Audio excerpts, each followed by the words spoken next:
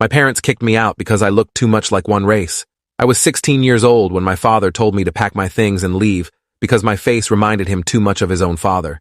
Not because I'd done something terrible, not because I was failing school or doing drugs, but because every time he looked at me, he saw the Japanese heritage he'd spent his entire adult life trying to erase. My name is Kenji Nakamura Walsh, and I'm half Japanese, half Irish.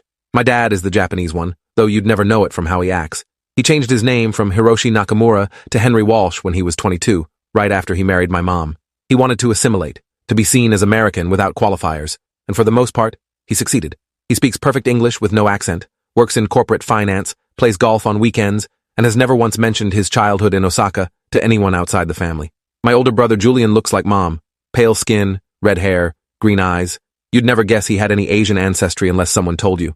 Me, though, I got hit with every recessive gene my dad tried to bury. Dark hair, epicanthic folds, broader nose, and skin that tans deep brown in summer. I look undeniably Japanese, and my father hated me for it. Growing up, the difference in how they treated us was subtle at first. Julian got enrolled in expensive soccer camps while I got signed up for free programs at the community center. Julian's birthday parties were huge events with rented bounce houses and magicians, while mine were small gatherings with a grocery store cake. When Julian brought home C's, Dad would help him study for hours. When I brought home B's, he'd ask why they weren't A's and tell me to figure it out myself. My mom went along with everything, and I never understood why until much later. She loved my dad so completely that she'd convinced herself his behavior was normal, that he was just harder on me because I was the younger one and needed to learn independence. The cognitive dissonance must have been exhausting, but she maintained it for years. I learned early to make myself small, to not ask for things, to celebrate my own achievements quietly, without expecting recognition from them. The breaking point came the summer before my junior year. We were at a family reunion on my dad's side, the first one he'd agreed to attend in over a decade. His mother, my grandmother Yuki, had been sick, and the family pressured him into coming. She lived in a small house in San Francisco's Japantown, with my grandfather's ashes in an urn on the mantel, and photographs covering every surface.